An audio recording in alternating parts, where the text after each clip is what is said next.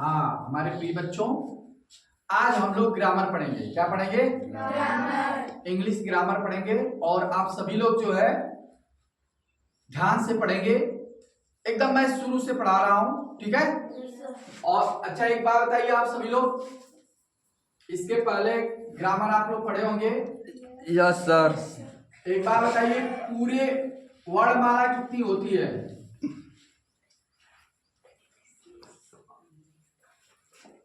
नहीं पता है? Thank you. अच्छा ये बताइए, ए से जेड तक कितने होते हैं? कितने होते हैं? 26 अक्षर होते हैं। कितने होते हैं? ठीक है। इसमें 5 वावेल होते हैं। कितने होते हैं? कौन कौन होते हैं, कोई बताएगा?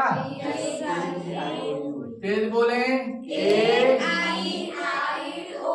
यू। बच्चे बहुत तेज हैं। थैंक यू, आप सभी बहुत तेज हो। 5 वावेल होते हैं, ए ई आई ओ। कॉन्सोनेंट कितने होते हैं? 21। कितने होते हैं? 21। ठीक है। ए ई आई ओ यू को छोड़कर के जितने बचते हैं वो सभी कॉन्सोनेंट होते हैं। क्या होते हैं? अब हम सभी पढ़ेंगे शब्द। क्या चीज पढ़ेंगे? शब्द आप लोग पढ़े होंगे, अंग्रेजी में इसको बोलते हैं वर्ड। क्या बोलते हैं? वर्ड बोलते हैं। तो शब्द कैसे बनता है, ठीक है? शब्द कैसे बनता है।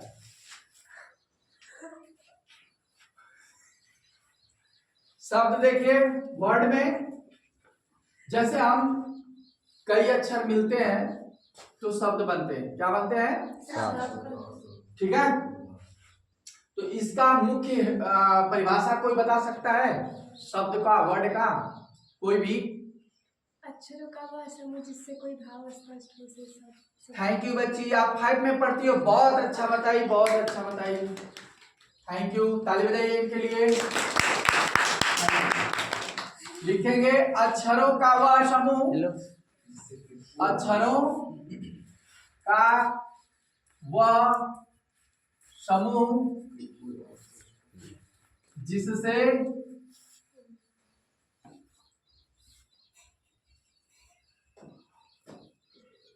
कोई अर्थ स्पष्ट हो।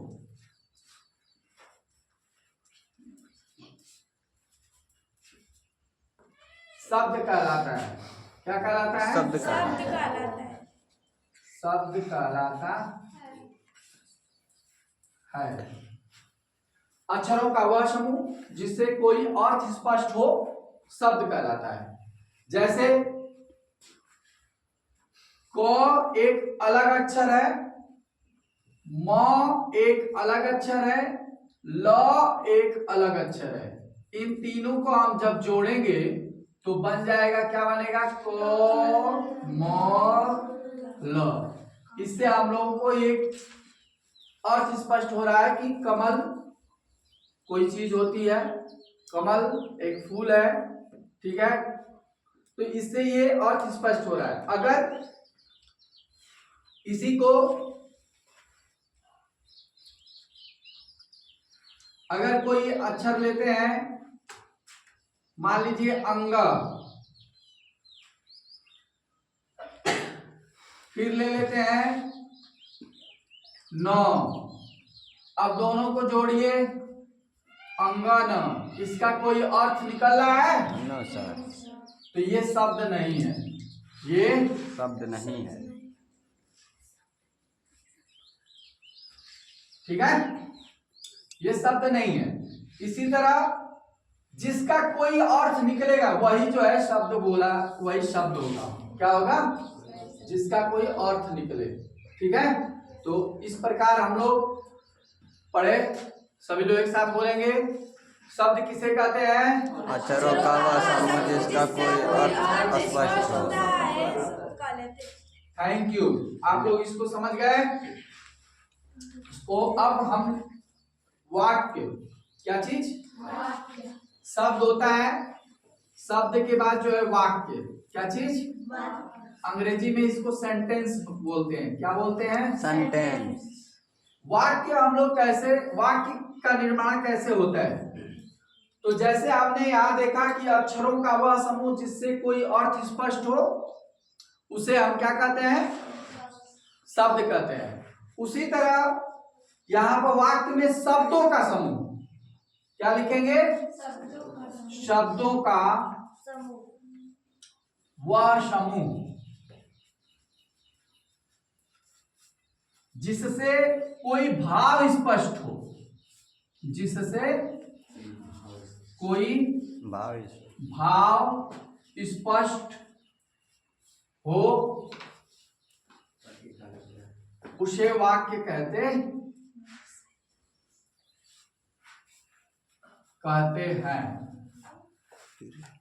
ठीक है। अब देखिए, जैसे इसमें क्या हो गया, शब्द है राम, और अगला शब्द है घोर, अगला शब्द है जाता, अगला शब्द है। ये सभी मिलेंगे तो क्या हो जाएगा? क्या हो जाएगा? राम घर जाता है। अब इससे हमें भाव उत्पन्न हो रहा है कि कोई एक राम लड़का है, वह कहाँ जा रहा है? घर जा रहा है। ठीक है, तो यह वाक्य हो गया। अगर यही जो है अगर आ गया कबूतर,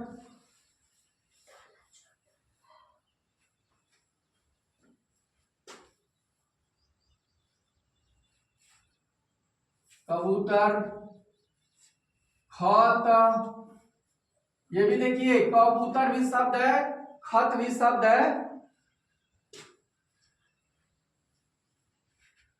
गात भी, गाता, ये सभी को मिलाएंगे तो क्या कोई कबूतर खत गाता, इसका कोई मतलब अर्थ निकल रहा है?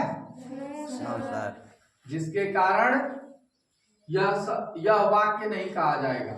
ठीक है, जिसका कोई अर्थ ना निकले, अरे कोई भाव ना निकले, वह जो है वाक्य नहीं होता है। ठीक है, यही हमको आपको समझाना था।